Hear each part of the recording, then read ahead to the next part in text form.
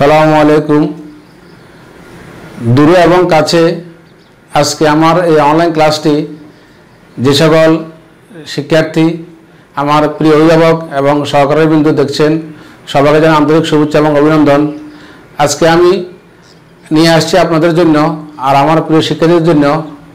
দেখো, এই যে একটি অ্যাটমিক অরবিটাল, অর্থাৎ এই যে পারমাণবিক যে অরবিটালগুলো এখানে আছে, দেখো এগুলো দেখতে কিসের মতো। এখানে যে স্টেপ বাই স্টেপ, এটা এক বামেরটা এক কালার, মাঝেরটা আরেক কালার, ডানারটা আরেক কালার, নিচেরগুলো আরেক কালার।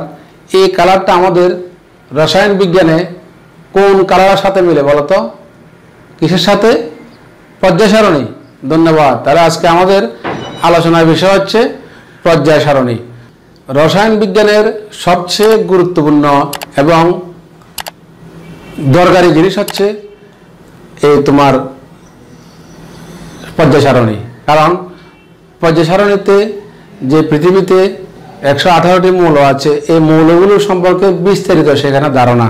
আমাদের প্রাত্যহিক জীবনে মৌলগুলো কি দরকার, কাজে ব্যবহার করা হয়, সব কিছু তোমার এই পর্যায় সারণীতে মৌলগুলোর বিস্তারিত আলোচনা আছে। তো প্রিয় শিক্ষার্থীবৃন্দু, তোমরা জানো যে রসায়ন বিজ্ঞানে তোমার যতগুলো অধ্যায় আছে, সবগুলো অধ্যায়ের আমি মনে করি প্রথমে তুমি যে কাজটা করবে সেটা হচ্ছে এই গুরুত্বপূর্ণ অধ্যায়টি, তোমার পর্যায় সারণী। এই গুরুত্বপূর্ণ অধ্যায়ে তুমি এটা আগে শিখে নেবে। এরপরে কারণ এখানে 118টি মৌল সম্পর্কে বিস্তার আলোচনা করা আছে। মৌলগুলোর যে পদ্ধতি, ভৌত এবং রাসায়নিক যে পরিবর্তন, যে সমস্যাগুলো হয়, যে কাঠামোগুলো হয়, সেগুলো এই অধ্যায়ে আলোচনা করা হয়েছে। এই জন্য পর্যায় সারণী হচ্ছে তোমার রসায়নের মূল এবং প্রথম। এটা তোমাকে অগ্রাধিকার দিয়ে এটা জানতে হবে এবং শিখতে হবে, তোমাকে বুঝতে হবে। কেমন? তো চলো আমরা মূল আলোচনা যাওয়ার পূর্বে আমাকে তোমরা অনেকে চিনো, আর যারা ছিল না আমি তোমাদেরকে আমার পরিচয় দিচ্ছি। আমার নাম মোহাম্মদ শামীম মিয়া। আমি সিনিয়র শিক্ষক, রতনপুর হাজী সৈয়দুর রহমান স্মৃতি উচ্চ বিদ্যালয়, ফেনী সদর, ফেনী। এবং আজকে তোমাদের নবম দশম তথা এসএসসি পরীক্ষার্থীদের জন্য রসায়ন বিজ্ঞান বিষয়ের 4th অধ্যায়ের পর্যায় সারণী আলোচনা করব।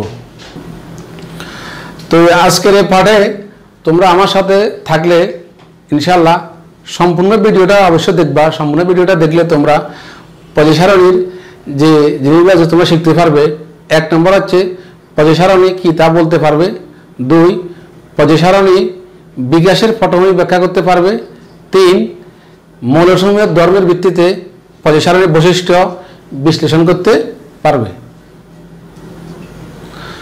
তো পাঠের শুরুতে তোমরা তোমাদের পাঠ্য বই এবং খাতা কলম হাতে নিয়ে আমার এই কথাগুলো সুন্দর করে নোট করবে। নোট করার পরে তোমরা পরীক্ষার জন্য ইনশাল্লাহ প্রস্তুতি নেবে। দেখো, তোমাদের রসায়ন বিজ্ঞান বইয়ের 61 পৃষ্ঠায় পাঠ 4.1 পর্যায় সারণীর পটভূমি, ব্যাকগ্রাউন্ড অফ পেরিওডিক টেবল। আমরা তো এই পর্যায় সারণীর এই পটভূমি আসলে এত একদিনের কথা নয়, কারণ এই পর্যায় সারণী এই পর্যায়ে আসতে তোমার অনেক ছড়াই ঘুরতে পার করে এসেছে এবং আজকে শত বছরের ইতিহাসের পরে পর্যায় সারণী আজকে এই অবস্থা আসছে। তো দেখো, এখানে এই আধুনিক পর্যায় সারণী তোমার একদিন ইতিহাস নয়, 1789 সাল থেকে শুরু হয়েছে এর ক্রমবিকাশ। আজকে 2020 সাল এ পর্যন্ত আস্তে আস্তে পর্যায় সারণী দেখো এই অবস্থা আসছে। কেমন? তো চলো আজকে আমরা এর পটভূমিটা আগে জেনে নিই। তো তোমরা স্ক্রিনে প্রদর্শিত দেখো যে লোকটি এখানে আছে, তোমরা কি ওনাকে চিনো? উনি হচ্ছে অ্যান্টোনিও ল্যাভসিয়ে। ওনার জন্ম 1743 সাল এবং ওনার মৃত্যু 1794 সাল।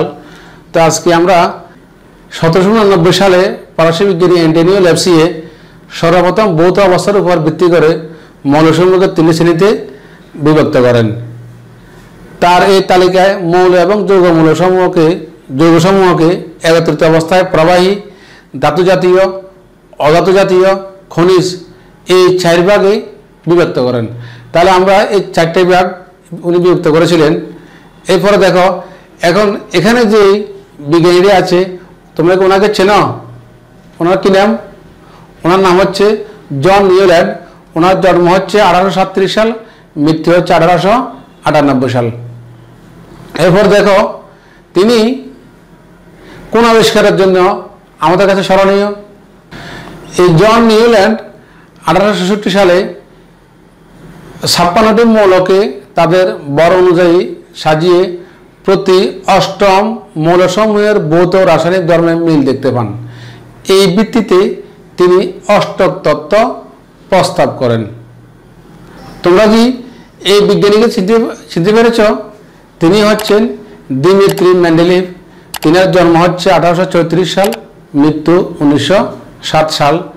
তিনি কি জন্য আমাদের কাছে স্মরণীয় কে বলতে পারবে? হ্যাঁ,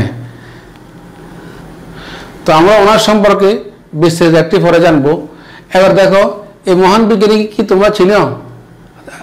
তিনার নাম কি? তিনার নাম হচ্ছেন জে লুথার মেয়র। তিনার জন্ম হচ্ছে 1830 সাল, মৃত্যু 1895 সাল। তো এই লুথার মেয়র বিজ্ঞানের কোন আবিষ্কারের জন্য আমাদের স্মরণীয়? দেখো 1869 সালে রুশ বিজ্ঞানী মেন্ডেলিভ এবং জার্মান বিজ্ঞানী লুথার মেয়র পৃথক পৃথকভাবে একই ধর্মবিশিষ্ট বিভিন্ন মৌলকে সমশ্রেণীভুক্ত করার প্রয়াসে মৌলসমূহের একটি তালিকা প্রকাশ করেন, যা রসায়নে পর্যায় সারণী নামে খ্যাত। এই মাত্র পর্যায় সারণীর ভিতরে আমরা প্রবেশ করলাম। কেমন? এরপর দেখো তারা ক্রমবিকাশ কিভাবে হয়েছে। দেখো এই পর্যায় সারণীর প্রাথমিক স্টেপ এটা। রুশ বিজ্ঞানী মেন্ডেলিভ পারমাণবিক ভরের ভিত্তিতে 67টি মৌল নিয়ে পর্যায় সারণী প্রবর্তন করেন, যার মধ্যে 63টি মৌল আবিষ্কৃত হয়েছিল আর বাকি 4টি মৌল তখনও আবিষ্কৃত হয়নি। এই হচ্ছে প্রাথমিক অবস্থা। এরপর দেখো পরবর্তী বিজ্ঞানী হেনরি মোসলে 1913 সালে ব্রিটিশ বিজ্ঞানী হেনরি মোসলে এক্স-রে স্পেকট্রাম সম্পর্কে পরীক্ষা করতে গিয়ে মৌলের পারমাণবিক সংখ্যার ধারণা দেন। তাহলে স্টেপ বাই স্টেপ শুরু হয়েছে এই পর্যায় সারণীর ক্রমবিকাশটা।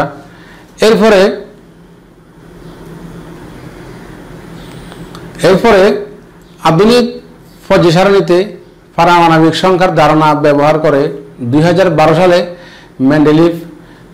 মেন্ডেলিভের পর্যায় সূত্রের সর্বশেষ সংশোধিত রূপ হয়। অর্থাৎ স্টেপ বাই স্টেপ আজকে পর্যায় সারণী এ পর্যন্ত এসেছে। তো আমি তোমাদের কাছে একটি কাজ দিচ্ছি, একটা একক কাজ। তোমরা সংক্ষেপে শর্টকাটে করে ফেলবে। লেপসিয়ে, জন নিউল্যান্ড, লুথার মেয়র এবং মেন্ডেলিভের মধ্যে আধুনিক পর্যায় সারণীর কার অবদান তুলনামূলকভাবে বেশি এবং কেন? তোমার পাঠ্য বইয়ের আলোকে তুমি এটি তোমার খাতার মধ্যে লিখে ফেলো। তো আজকের আলোচনা দেখো এখানে একটি গুরুত্বপূর্ণ শব্দ আছে পর্যায় সারণীর ক্রমবিকাশের ভিতরে, ইউপ্যাক এর পুনরূপ। ইউপ্যাক এর পুনরূপ হচ্ছে international union of pure and applied chemistry.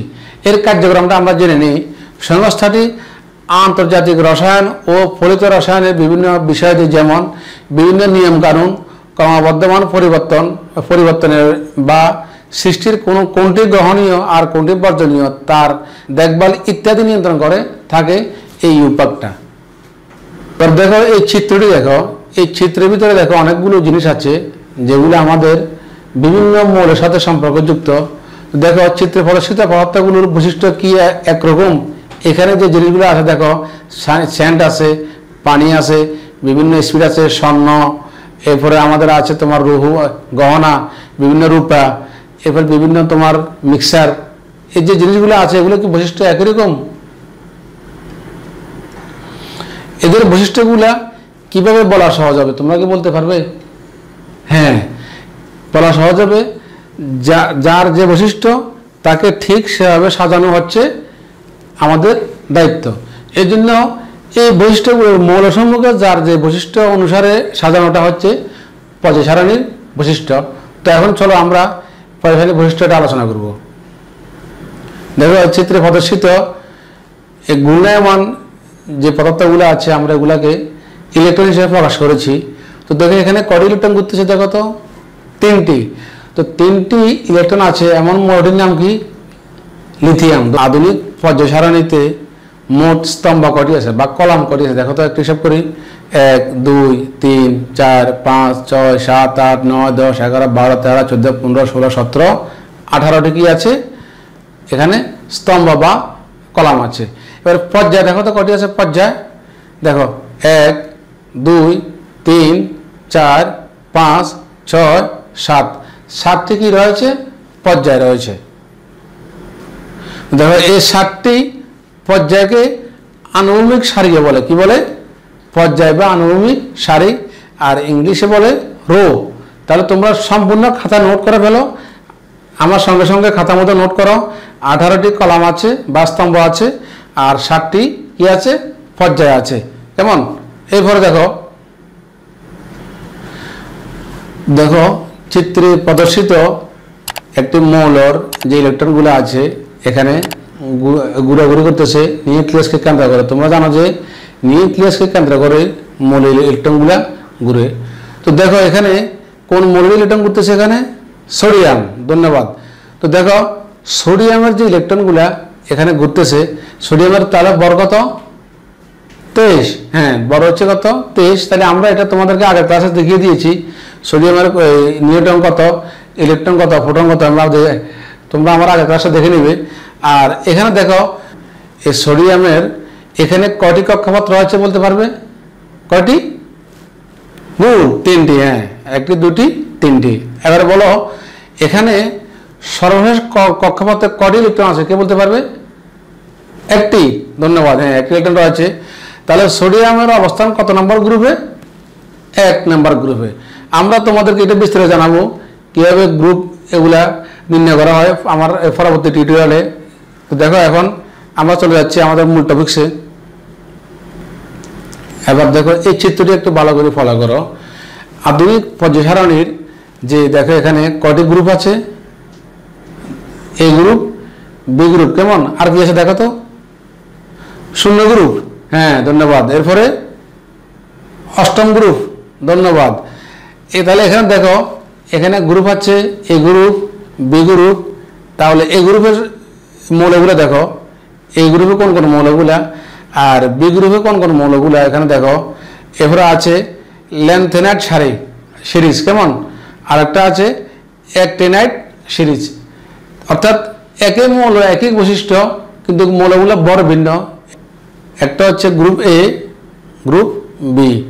Group এতে দেখো বাম পাশে ধাতুসমূহ, আর একবারে ডান পাশে 18 নম্বর যে কলামটা সে কলামে আছে কি 0 গ্রুপ, অর্থাৎ এগুলো হচ্ছে নিষ্ক্রিয় গ্যাস। আর 17 নম্বর কলামে অর্থাৎ গ্রুপ বি এর 7 নম্বর। তো দেখো আধুনিক পর্যায় সারণীর যে 7টি পর্যায় এবং আণবিক সারি এবং 18টি গ্রুপ বা খাড়াস্তম্ভ রয়েছে, প্রতিটি পর্যায়ে বাম দিকে গ্রুপ 1 থেকে শুরু করে ডান দিকে গ্রুপ 18 পর্যন্ত বিস্তৃত। এরপর দেখো মূল পর্যায় সারণীর নিচে আলাদাভাবে ল্যান্থেনাইট ও অ্যাক্টিনাইট সারি মৌল হিসাবে দেখানো হলেও এগুলো যথাক্রমে 6 এবং 7 পর্যায়ের অংশ। এরপর দেখো পর্যায় 1 এ শুধু 2টি মৌল রয়েছে। পর্যায় 2 এ তো তোমাদের 65 পৃষ্ঠা দেখো দুই নম্বর যে বৈশিষ্ট্যগুলো আছে। পর্যায় 1 এ শুধু 2টি মৌল রয়েছে। পর্যায় 2 এ 2 এবং পর্যায় 3 এ 8টি করে মৌল রয়েছে। পর্যায় 4 এবং পর্যায় 5 এ 18টি করে মৌল রয়েছে। পর্যায় 6 এবং পর্যায় 7 এ 32টি করে মৌল রয়েছে। বৈশিষ্ট্য ই চলো গ্রুপ 1 এ 7টি মৌল রয়েছে। গ্রুপ 1 কেমন? এরপরে গ্রুপ 2 এ 6টি মৌল রয়েছে। গ্রুপ 3 এ 32টি মৌল রয়েছে। গ্রুপ 4 থেকে গ্রুপ 12 পর্যন্ত প্রত্যেকটি গ্রুপে 4টি করে মৌল রয়েছে। গ্রুপ 13 থেকে গ্রুপ 17 পর্যন্ত প্রত্যেকটিতে 6টি করে মৌল রয়েছে। গ্রুপ 18 এ 7টি মৌল রয়েছে। তো সর্বশেষ দেখো যে সকল মৌলের পারমাণবিক সংখ্যা 57 থেকে 71 পর্যন্ত এরকম 15টি মৌলকে ল্যান্থেনাইট সারির মৌল বলা হয়। আর যে সকল মৌলের পারমাণবিক সংখ্যা 89 থেকে 103 পর্যন্ত এরকম 15টি মৌলকে অ্যাক্টিনাইট সারির মৌল বলা হয়। অর্থাৎ লেন্থ অ্যান্ড সারিতে 15টি মৌল রয়েছে, আবার অ্যাক্টিন সারিতেও 15টি মৌল রয়েছে। তো আজকের এই আলোচনা থেকে তোমরা জানতে পেরেছ অনেক কিছুই। পর্যায় সারণী কি, পর্যায় সারণীর কীভাবে উৎপত্তি হয়েছে, এর ক্রমবিকাশ এবং সর্বশেষ আমরা পর্যায় সারণীর বৈশিষ্ট্য। তো আমি এখন তোমাদের কাছে কিছু প্রশ্ন করতেছি, তোমরা আমাকে অবশ্যই উত্তর দিবে। প্রথম প্রশ্ন হচ্ছে পর্যায় সারণী কি, কে বলতে পারবে? তাহলে যেখানে মৌলসমূহের ভৌত এবং রাসায়নিক ধর্মাবলী আলোচনা করা হয়েছে সেটি হচ্ছে কি পর্যায় সারণী। দ্বিতীয় প্রশ্ন, পর্যায় সারণীতে কয়টি কলাম রয়েছে, কে বলতে পারবে? 18টি। গুড, ধন্যবাদ। এরপর দেখো তৃতীয় প্রশ্ন, পর্যায় সারণীতে কয়টি পর্যায় বা রো রয়েছে, কয়টি, কে বলতে পারবে? 7টি। ধন্যবাদ। হ্যাঁ, এরপরে দেখো লেন্থ অ্যান্ড সিরিজ কত নম্বর গ্রুপের অংশবিশেষ, কে বলতে পারবে? 6 নম্বর গ্রুপ। ধন্যবাদ, ঠিক আছে। এরপর দেখো 5 নম্বর প্রশ্ন, অ্যাক্টিন সিরিজ কত নম্বর গ্রুপের অংশবিশেষ, কে বলতে পারবে? হ্যাঁ, ধন্যবাদ, এটা 7 নম্বর গ্রুপের। কেমন?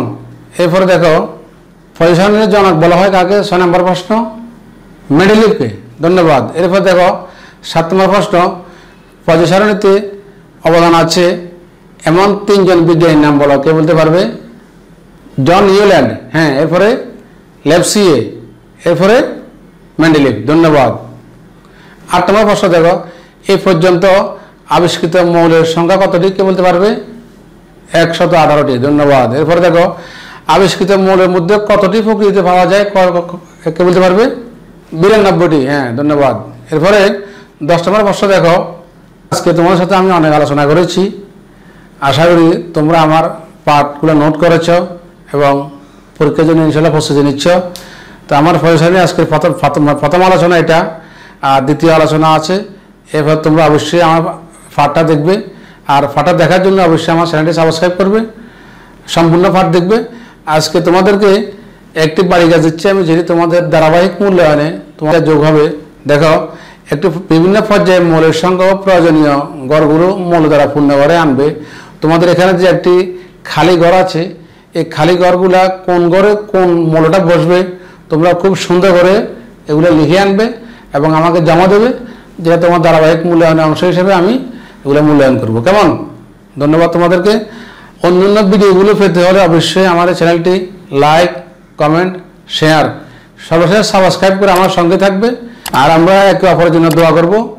ইনশাআল্লাহ আল্লাহ যাতে আমাদের সবাইকে ভালো রাখে, সবাই সুস্থ থাকেন, স্বাভাবিক থাকেন এবং নিরাপদে থাকেন, সেই শুভকামনা আজকের মতো এখানে শেষ করছি। আসসালামু আলাইকুম রহমতুল্লাহ।